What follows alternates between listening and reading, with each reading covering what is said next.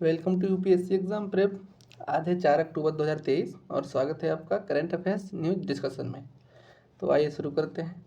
आज का हमारा पहला आर्टिकल है पंचनामा के बारे में। तो आइए देख लेते हैं इसके बारे में। तो अभी हाल ही में सुप्रीम कोर्ट ने फैसला सुनाया है कि पंचनामा को अदालत में अस्वीकार माना जाएगा यदि वे सीआरपीसी की धारा 162 का उल्लंघन करते हुए तैयार किए गए हों। अगर तो इसके अगर उल्लंघन करते हुए इनको तैयार किया गया है तो इसको अवैध माना जाएगा।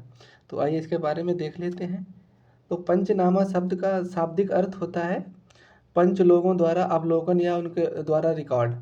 ये पंचनामा कानूनी पहलुओं वाला एक दस्तावेज है जो एक अधिकारी द्वारा अपराध या अपराध स्थल पर किए गए सबूतों और निष्कर्षों को दर्ज कराता है।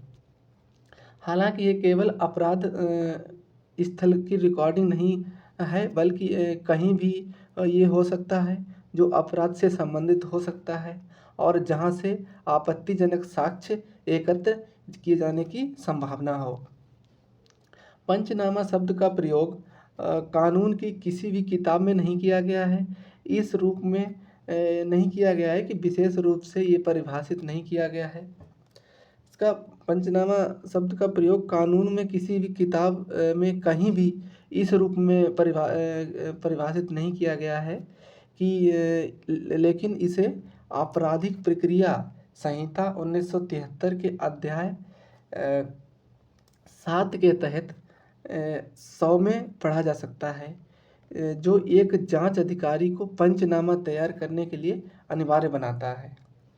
अब देख लेते हैं पंचनामा शब्द के पीछे का कारण। तो ये प्राचीन न्यायिक प्रणाली में सबसे निचले पायदान पर अर्थात ग्रामीण स्तर पर न्याय प्रणाली जो पंच के रूप में थी, जो कि कुछ प्रकार के मुद्दों में अभी भी सक्षम है। ये 5 निर्वाचित विद्वान सदस्यों यानी जो पंच होते हैं उनका एक समूह थी जो ग्रामीणों के बीच किसी भी विवाद की अध्यक्षता और निर्णय करती थी। उक्त प्रणाली में पंच के समक्ष किए जाने वाली कार्रवाई एक कागज पर दर्ज की जाती थी और उसे अक्सर पंचनामा कहा जाता था। इस प्रथा से ये शब्द जांच कार्यालय द्वारा तथ्यों और जांच से प्राप्त आय को नोट करने वाले दस्तावेजों के लिए अपनाया गया था। किसी जांच के दौरान विभिन्न प्रकार के पंचनामा तैयार किए जाते हैं जिन्हें खोज, जब्ती, वसूली, खोजी और गिरफ्तारी, पूछताछ, निरीक्षण, पहचान, परेड के रूप में वर्गीकृत किया जाता है। इसमें से कुछ सीआरपीसी के विभिन्न प्रावधानों में निर्धारित अनिवार्य प्रक्रियाओं का हिस्सा हैं और अन्य जांच की वास्तविकता स्थापित करने के लिए किए जाते हैं। अब देख लेते हैं पंचनामा में जो कौन से लोग कौन शामिल होते हैं। तो सीआरपीसी किसी अन्य कानून के तहत पंचनामा को स्पष्ट इसमें बताया नहीं गया है, लेकिन ये कहा गया है कि गांव के मुखिया या कोई अन्य लोग जो जिम्मेदार व्यक्ति होंगे वैसे लोग हो सकते हैं। गवाहों में वही बात है, गवाहों में पंच यानी पंच कहा जाता है जो 5 लोगों का समूह होता है। और ये ध्यान देने की इसमें दिया जाता है मुख्य रूप से कि इसमें पंच 2 या 2 से अधिक स्वतंत्र और सम्मानित व्यक्ति होने चाहिए जिनकी मतलब गांव में कोई बात मानता हो और सम्मान होता हो, जिनका प्रतिष्ठित व्यक्ति होने चाहिए और उन किसी प्रकार का लांछन उन पर ना लगा हो। यदि किसी अपराध का कोई जस्मदीद गवाह नहीं है और मामला पूरी तरह से परिस्थितिजन्य साक्ष्य पर आधारित है तो ऐसा पंचनामा बहुत ही मूल्यवान पंचनामा माना जाता है। पंच यानी गवाह ये भारतीय साक्ष्य अधिनियम 1872 की धारा 159 के अनुसार न्यायालय में साक्ष्य देते समय अपनी यादों को ताज़ा कर सकता है। पंचनामे की आवश्यकता क्यों है? तो ये आपराधिक और नागरिक जांच प्रक्रियाओं के लिए आवश्यक भाग के रूप में से एक है। इसका उपयोग आपराधिक जांच में अपराध स्थल पर की गई जांच, आरोपी से जब्ती यदि की हो तो और आरोपी की पहचान आदि के साक्ष्य के समर्थन करने के लिए किया जाता है। इसका उपयोग सिविल मामलों में ये दिखाने के लिए किया जाता है कि डिक्री में दिए गए निर्देश के अनुसार संपत्ति का कब्जा सौंपकर डिक्री निष्पादित की गई है।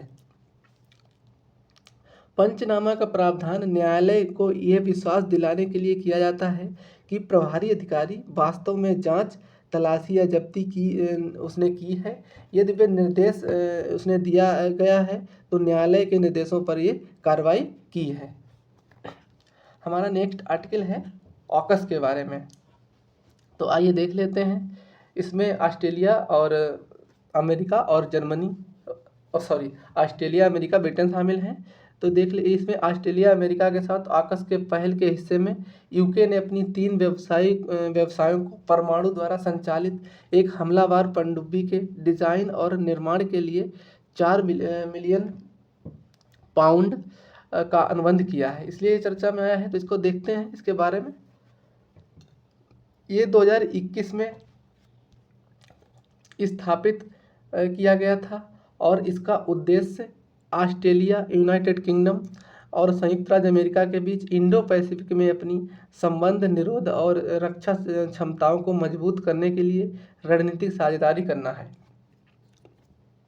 इस त्रिपक्षीय साझेदारी के 2 स्तंभ हैं। इनके दशकों पुराने सुरक्षा सहयोग पर आधारित हैं। स्तंभ 1 में रॉयल ऑस्ट्रेलियाई नौसेना के लिए पारंपरिक रूप से सशस्त्र परमाणु संचालित पनडुब्बियों के अधिग्रहण और विकास के इर्द गिर्द ये घुमाता है। मतलब ये पनडुब्बी वगैरह की टेक्नोलॉजी ऑस्ट्रेलिया को देंगे यूएस और ब्रिटेन। स्तंभ 2 में ये उन्नत क्षमताओं पर सहयोग का आह्वान करता है, जिसमें प्रौद्योगिकी और सूचना साझाकरण भी इसमें शामिल होगा। तो पनडुब्बी घटक क्या है? इसे ऑस्ट्रेलिया को परमाणु संचालित आक्रमण पनडुब्बियों से लैस करने के लिए डिजाइन किया गया है। इस प्रकार ऑस्ट्रेलिया के पास 8 नई पनडुब्बियां होंगी, जिन्हें SSN ऑकस कहा जाएगा। ये पनडुब्बियां ब्रिटिश डिजाइन पर आधारित होंगी, लेकिन इसमें अमेरिकी तकनीकी या अमेरिकी युद्ध प्रणाली शामिल होगी। ऐसा समझौता पहली बार किया गया है जब अमेरिका ने ब्रिटेन के अलावा किसी अन्य सहयोगी के साथ परमाणु प्रणोदन तकनीकी साझा की हो। इसलिए ये इम्पोर्टेंट है और इसमें यूपीएससी में मेंस में क्वेश्चन भी आ चुका है ऑकस के बारे में। ये इंडो पैसिफिक में ऑस्ट्रेलिया की समुद्री क्षमताओं को उल्लेखनीय वृद्धि करेगा। और हालांकि इन देशों ने ये स्पष्ट कर दिया है कि इसका उद्देश्य नई पनडुब्बियों को परमाणु हथियारों से लैस करना नहीं है।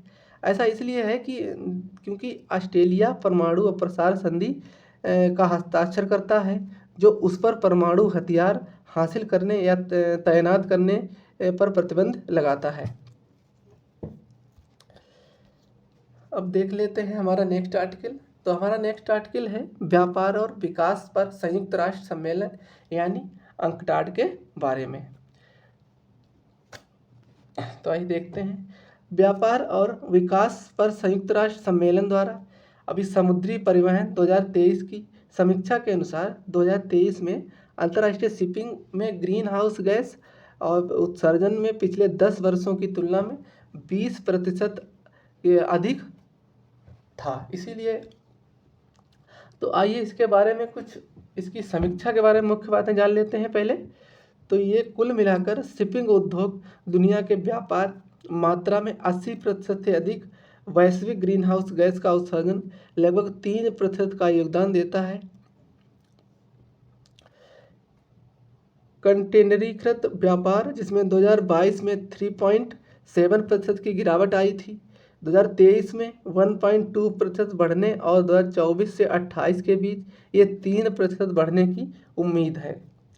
2022 में तेल और गैस व्यापार की मात्रा में मजबूत वृद्धि देखी गई, जबकि टैंकर माल ढुलाई दरों में भू राजनीतिक घटनाओं से प्रेरित एक मजबूत पुनरुद्धार रेखा किया गया। व्यापार और विकास पर संयुक्त राष्ट्र सम्मेलन इसके अंकटाड के बारे में कुछ देख लेते हैं। ये एक व्यापार और विकास से संबंधित संयुक्त राष्ट्र की अग्रणी संस्था है। इसे 1964 में संयुक्त राष्ट्र महासभा द्वारा एक स्थायी अंतर सरकारी निकाय के रूप में स्थापित किया गया था। ये विकासशील देशों को वैश्वीकृत अर्थव्यवस्थाओं के लाभों को अधिक निष्पक्ष और प्रभावी ढंग से प्राप्त करने में सहायता करता है, और ये आर्थिक और व्यापार विश्लेषण प्रदान करता है और आम सहमति बनाने की सुविधा प्रदान करता है, और विकासशील देशों को समावेशी और सतत विकास के लिए निवेश, वित्त, प्रौद्योगिकी आदि का उपयोग करने में भी मदद करने के लिए तकनीकी सहायता भी प्रदान करता है।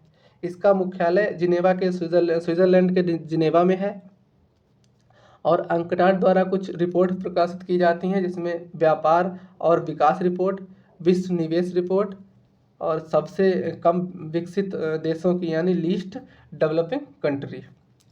हमारा नेक्स्ट आर्टिकल है ग्रीन अमोनिया के बारे में। तो आइए देख लेते हैं। अभी हाल ही में बीओ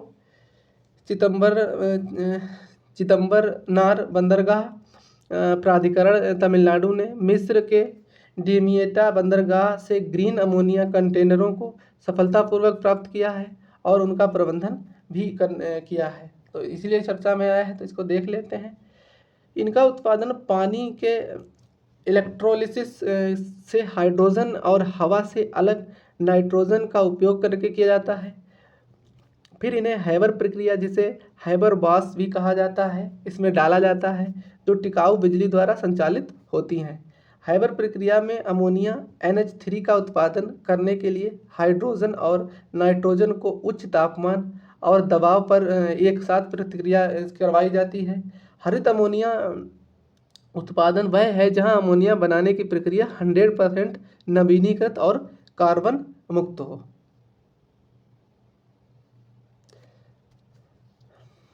इसका उपयोग इसमें किया जा सकता है। ये लोकोमोटिव और शिपिंग जैसे इंजनों के लिए ईंधन, डीजल और समुद्री तेल की जगह ले सकता है भविष्य में। बिजली उत्पादन के लिए ये ईंधन का स्रोत हो सकता है, और कृषि के उपयोग के लिए उर्वरक बनाने हेतु ये बिल्डिंग ब्लॉक का कार्य करेगा। ये जल विद्युत, जल शुद्धिकरण से लेकर फार्मास्यूटिकल तक औद्योगिक और विनिर्माण अनुप्रयोगों के लिए फीड स्टॉक का कार्य करेगा। अमोनिया के बारे में मुख्य तथ्य जान लेते हैं। तो ये एक रंगहीन, अत्यधिक परेशान करने वाली गैस है, जिसमें तीव्र दम घुटने वाली गंध होती है। अगर ये बंद रूम में थोड़ी देर इसकी गैस भर दी जाए तो इंसान की मृत्यु भी हो सकती है। और यह पानी में आसानी से घुलकर अमोनियम डाइऑक्साइड घोल बनाता है, जिससे जलन और अधिक जलन हो सकती है। अमोनिया गैस आसानी से संपीड़ित होती है और दबाव में एक स्पष्ट रंगहीन तरल बनाती है। इसे आमतौर पर स्टील सिलेंडर में संपीड़न तरल के रूप में भेजा जा सकता है। अमोनिया अत्यधिक ज्वलनशील नहीं है, लेकिन उच्च ताप पर के संपर्क में आने पर अमोनिया का कंटेनर फट सकते हैं। अब देख लेते हैं हमारा नेक्स्ट आर्टिकल। तो हमारा नेक्स्ट आर्टिकल है राष्ट्रीय सेवा योजना पुरस्कार के बारे में। अभी हाल ही में भारत के राष्ट्रपति हमारी जो श्रीमती द्रौपदी मुर्मू जी हैं, उन्होंने राष्ट्रपति भवन में वर्ष 2021-22 के लिए राष्ट्रीय सेवा योजना पुरस्कार प्रदान किया है, तो इसलिए चर्चा में है।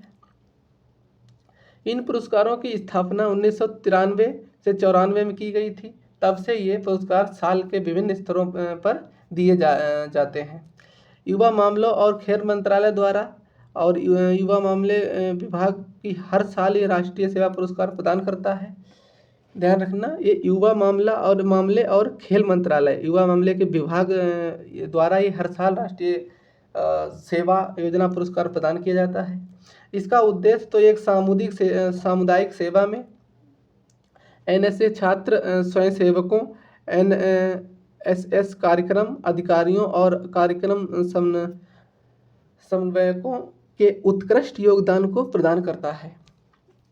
युवा NSS छात्र स्वयंसेवकों को सामुदायिक सेवा के माध्यम से अपना व्यक्तित्व विकसित करने के लिए ये प्रोत्साहित करता है। NSS स्वयंसेवकों के माध्यम से राष्ट्रीय सेवा योजना की ज़रूरतों को पूरा करने के लिए एनएसएस के कार्यक्रमों, अधिकारियों और कार्यक्रम समन्वयकों को प्रोत्साहित करना है। एनएसएस स्वयंसेवकों को सामुदायिक कार्यों में प्रगति में कार्यों के प्रति अपनी निस्वार्थ सेवा जारी रखने के लिए ये प्रेरित करता है। अब देख लेते हैं राष्ट्रीय सेवा योजना क्या है। तो ये भारत सरकार की एक एकीकृत क्षेत्र की योजना है, केंद्रीय क्षेत्र की योजना है। ये +2 बोर्ड स्तर पर स्कूलों में 11वीं और 12वीं कक्षा के छात्र युवाओं और तकनीकी संस्थाओं के छात्र युवाओं, कॉलेज विश्वविद्यालय के स्तर पर स्नातक और स्नातकोत्तर छात्रों को विभिन्न सरकारी नेतृत्व वाली सामुदायिक सेवा गतिविधियों और कार्यक्रमों में भाग लेने का अवसर प्रदान करता है। इसका आदर्श वाक्य है, राष्ट्रीय सेवा योजना का आदर्श वाक्य मैं नहीं बल्कि आप, नॉट मी बट यू है। इसका आदर्श वाक्य मैं नहीं आप, नॉट मी बट यू। इसका नोडल मंत्रालय है युवा मामले और खेल मंत्रालय। आइए देखते हैं हमारा नेक्स्ट आर्टिकल। तो हमारा नेक्स्ट आर्टिकल है सी माउंट के बारे में। तो अभी हाल ही में राष्ट्रीय समुद्र विज्ञान संस्थान के 2 भारतीय वैज्ञानिकों ने और उनकी टीम ने मिलकर अंडमान सागर में एक सक्रिय पनडुब्बी ज्वालामुखी क्रेटर सी माउंटेन की खोज की है। तो तभी ये चर्चा में आया है, इसके बारे में देखते हैं। ये एक पानी के नीचे का एक पर्वत है जिसका आकार निर्माण ज्वालामुखी गतिविधि से हुआ है। इन्हें समुद्री जीवन के लिए हॉट स्पॉट के रूप में पहचाना जाता है। ये भूमि ज्वालामुखी की सतह, समुद्री पर्वत सक्रिय, विलुप्त या सुप्त ज्वालामुखी ये हो सकते हैं। ये मध्य महासागरीय कटकों के पास बनते हैं जहां पृथ्वी की टेक्टोनिक प्लेटें अलग हो रही हैं, जिससे पिघली हुई चट्टानों समुद्र तल तक बढ़ सकती हैं। इस ग्रह की 2 सबसे अधिक अध्ययन की जाने वाली मध्य महासागरीय कटकें और मध्य अटलांटिक कटक पूर्वी प्रशांत पर्वतमाला है। कुछ सी माउंट इंट्राप्लेट हॉट स्पॉट के पास भी पाए गए हैं। एक प्लेट के भीतर भारी ज्वालामुखी गतिविधि के क्षेत्र और ज्वालामुखी और भूकंपीय गतिविधि वाले समुद्री द्वीप श्रृंखलाओं को द्वीप ऑर्क्स कहा जाता है। इनका निर्माण तब होता है जब पिघली हुई चट्टान टेक्टोनिक प्लेट के नीचे से ऊपर आती है। इसका महत्व क्या है? तो सी माउंट का ये बेमेंटल की संरचना और टेक्टोनिक प्लेटें कैसे विकसित होती हैं, इसके बारे में ये जानकारी प्रदान करते हैं। और ये पानी के संचरण और गर्मी तथा कार्बन डाइऑक्साइड को अवशोषित करने के तरीके पर उनके प्रभाव को समझने में भी सहायक होते हैं। और ये वे जीवन के लिए अच्छे स्थान हैं क्योंकि वे स्थानीय महासागर में उथल पुथल का कारण भी बन सकते हैं। वे प्रक्रिया जिसके द्वारा समुद्र के भीतर पोषक तत्वों से भरपूर पानी सतह तक आता है। हमारा नेक्स्ट आर्टिकल है सांवरिया सेठ मंदिर के बारे में। तो ये चर्चा में क्यों आया है, तो अभी देख ले। ये अभी हाल ही में प्रधानमंत्री ने राजस्थान के चित्तौड़गढ़ में सांवरिया सेठ मंदिर में पूजा अर्चना की, इसीलिए ये मंदिर चर्चा में आ गया है। तो आइए देख लेते हैं इसके बारे में। ये एक हिंदू मंदिर है जो भगवान कृष्ण को समर्पित है। विशेष रूप से उनके प्रिय बाल रूप सांवरिया सेठ या श्याम सेठ के नाम से ये जाना जाता है। यह स्थान राजस्थान के चित्तौड़गढ़ जिले के मंडफिया गांव में स्थित है। इसका निर्माण 1840 ईस्वी में हुआ था। इसकी वास्तुकला क्या है, तो ये मंदिर राजस्थान की पारंपरिक वास्तुकला का अनुकरण करता है जो अपनी जटिल नक्काशी, गुंबदों, जीवंत रंगों के लिए जाना जाता है। इसकी मुख्य संरचना तो ये सफ़ेद संगमरमर का उपयोग करके बनाई गई है और इसकी मंदिर की दीवारों, खंभों और छत पर जटिल नक्काशी से सजाया गया है। ये नक्काशी हिंदू पौराणिक कथाओं और विभिन्न रूपांकनों के दृश्यों में दर्शाती है। इसमें कई गुंबद हैं जो सजावटी तत्वों से सुशोभित हैं। इसमें मुख्य रूप से प्रमुख शिखर है जो मुख्य गर्भगृह के ऊपर स्थित एक लंबी पतली संरचना है। इसके गर्भगृह में भगवान कृष्ण के काले पत्थर की मूर्ति स्थापित है।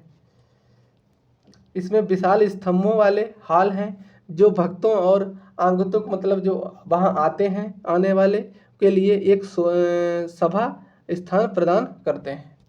हमारा नेक्स्ट आर्टिकल है R21 मैट्रिक्स एम वैक्सीन के बारे में।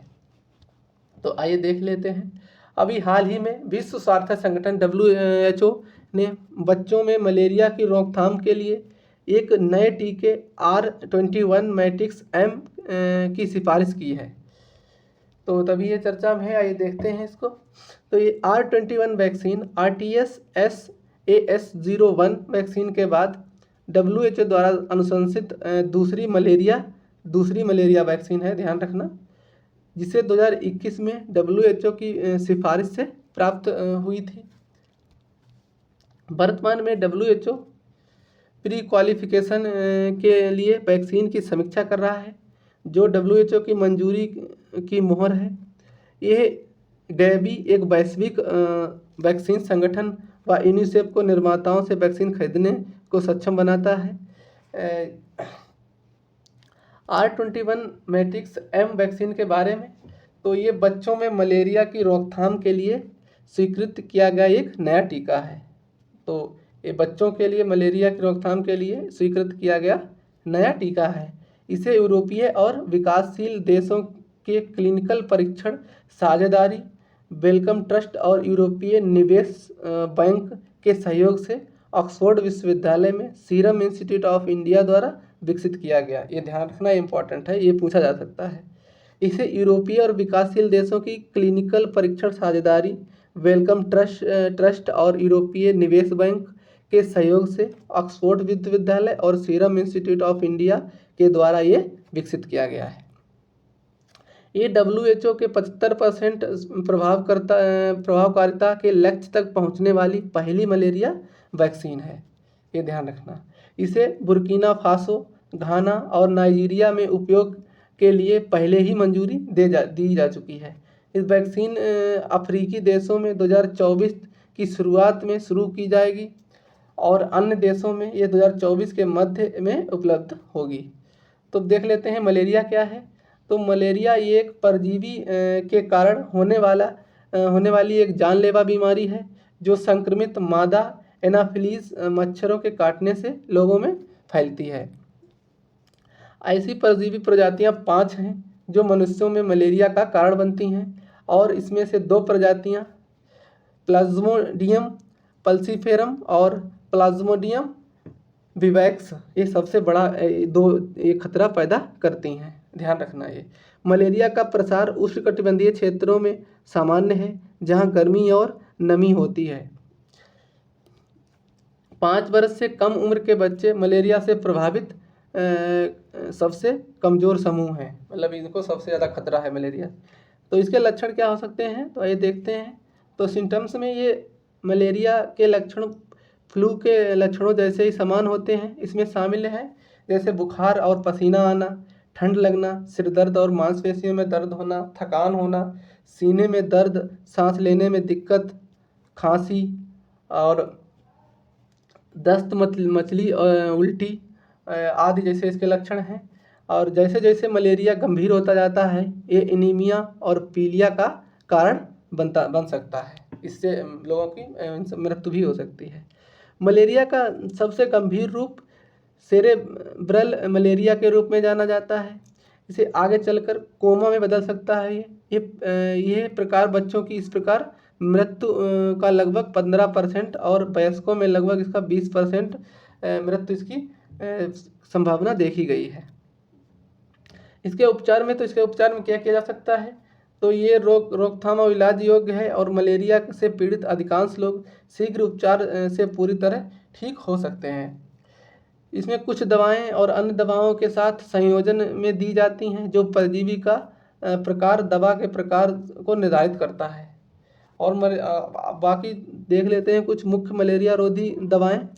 तो इसमें क्लोरोक्विन, हाइड्रोक्सी क्लोरोक्विन और प्राइमाक्विन और आर्टिमिसिनिन आधारित थेरेपी, एटोवाकोन प्रोगुआलिन, अजीब सा नाम है, आप देख लेना, एटोवाकोन प्रोगुआलिन आदि हैं।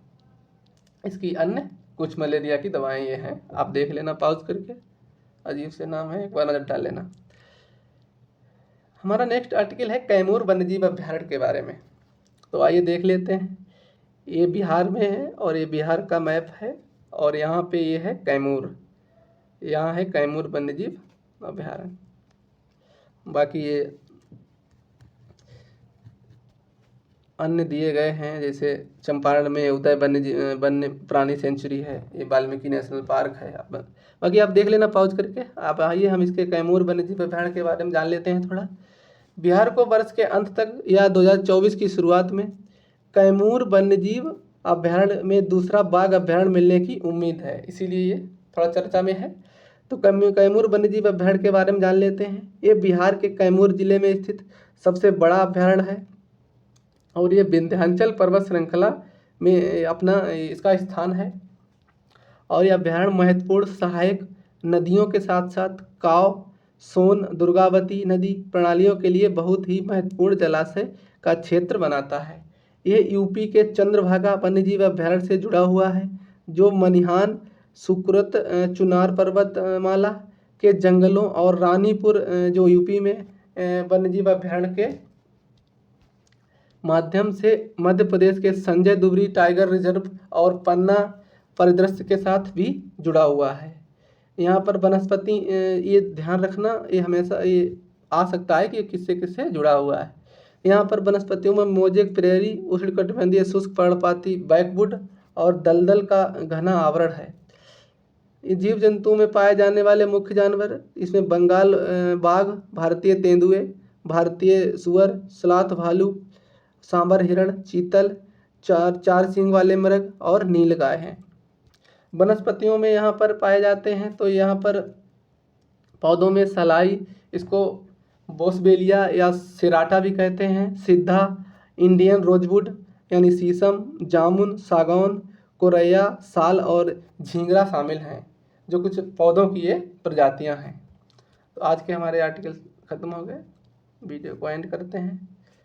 थैंक यू, धन्यवाद।